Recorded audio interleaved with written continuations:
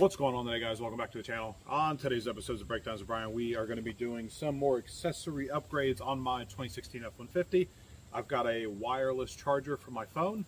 You can go on Boostauto.com and you can get this, put your vehicle's information in and get you one. I like this one because it doesn't plug into the cigarette lighter. I actually have a front and rear mounted camera on mine that utilizes the cigarette charger there. So we're going to do a quick install and a review on it, and let's get to it. Here's what the kit's going to come with: the wiring harness and of course the stand. You're going to need a 10mm socket, a 7mm socket, some kind of pick tool or a flathead, and you're going to need a 3/8 drill bit. Now, when I talk about my camera up here, it's powered by the cigarette lighter in here. So if I plug anything else into there, I have to unplug the camera, which is just going to die. So what's nice about the kit is it's not going to have to plug into here because it's going to sit just like this.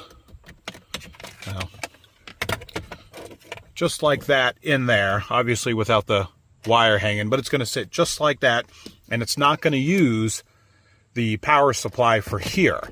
That's where the tools come into play and where the install video starts. All right, first you're going to pop this off here. You're not going to need a trim tool or anything. You're going to use your 10mm.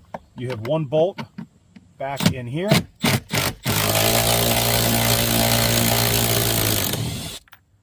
Going to take that one out. That's where the pick tool comes into play. You're going to take this little piece off here, just like that. Inside here, there's going to be another 10mm bolt.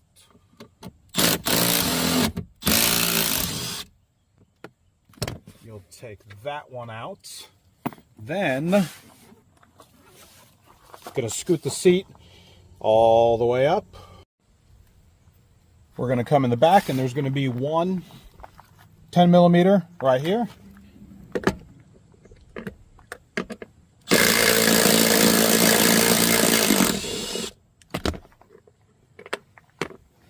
Going to take that one out. Now, since we've switched over to the driver's side, we've moved the driver's side seat all the way up. You're going to need to move it almost all the way up.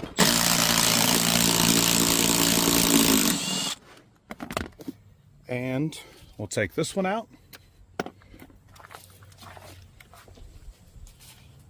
We're going to have to move the seat all the way back. All right, so now that we have the driver's seat all the way back, this is where the 7mm comes into play. You've got one here where you have to remove before you remove the trim piece. So we'll grab that one. Now you're able to move the trim piece just like the other one. You can get it right there, pop it off, pull it out of the way. You've got the 10mm back here. I've already got that one off. You also are going to do the trim piece up here, just like you did the other side. Just put it in there.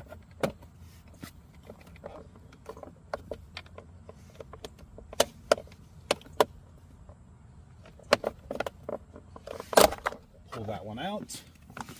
You have the one last 10mm up there.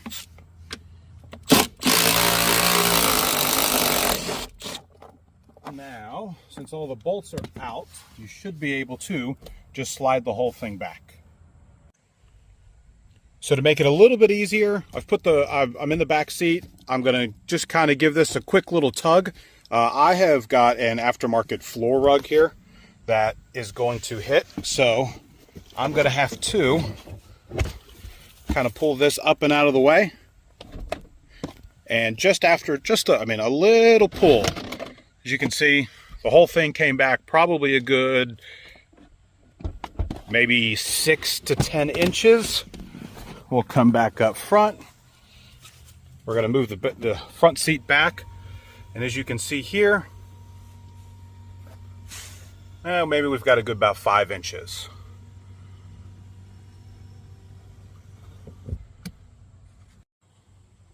All right, guys, it's a little easier to get to on the passenger side.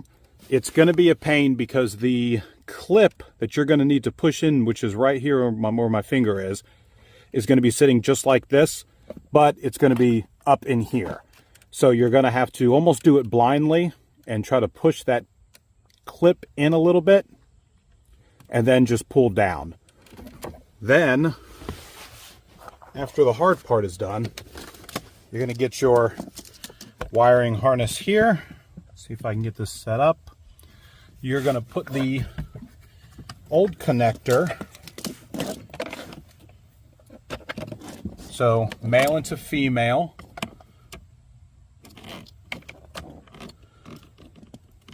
Of course, you're going to need to make sure it clicks.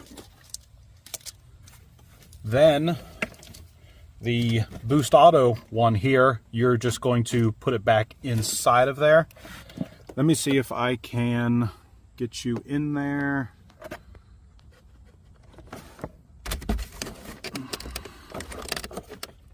Doesn't look like I'm going to be able to get it in there.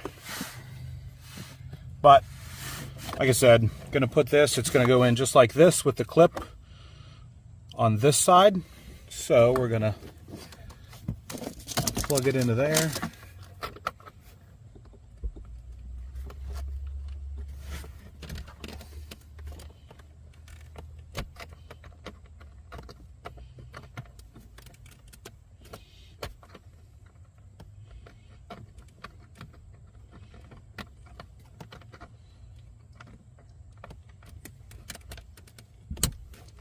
All right. Obviously, make sure you hear 2 clips with both of them to make sure that they're properly seated in there. There's going to be a rubber piece that's going to be in here. You're going to pop that rubber piece out, and then this is where the drilling takes place. Now, when you drill, you're going to want to drill right here. So right beside the little key holder here, right there. So, going to take this. Now, don't put too much pressure on it.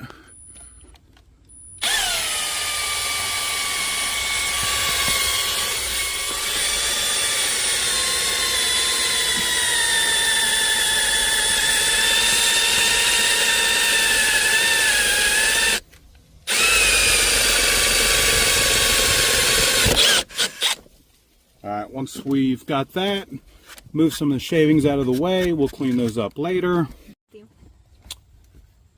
All right, guys, so I'm going to use a piece of wire here.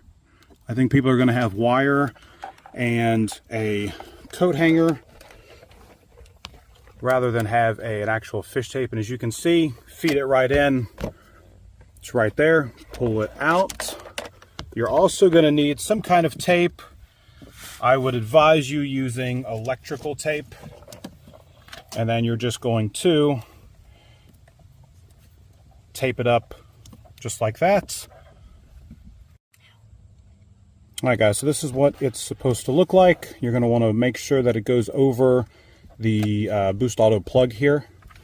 You might need to assist it in from both sides. Try not to pull it or yank it in out of there. Just give it a little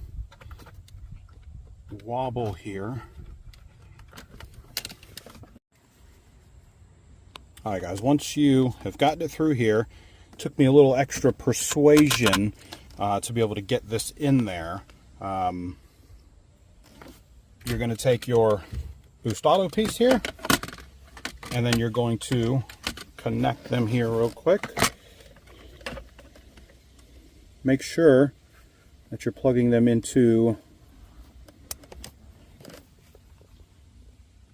the right side. They have pins, so you don't want to bend those pins or anything. And then it's just going to slide into here. You're going to need to pull on the cable underneath, just like that, just so you can hide the cord. And it's going to sit just like that. So it's going to look factory, and of course you're not going to be able to see the hole or anything. So it's going to sit just like that. All right, so you're going to need to tuck all the wires back into here. When you push this piece, the whole console back in, it should make a clicking sound. I'll have to see if I can get the clicking sound in there, because I have to make sure that my wire here for my dash-mounted camera isn't going to get pinched or anything before I put this back in. All right, it's definitely going to be a little bit easier if you push it from the back seats, and hopefully we can get the clicking in.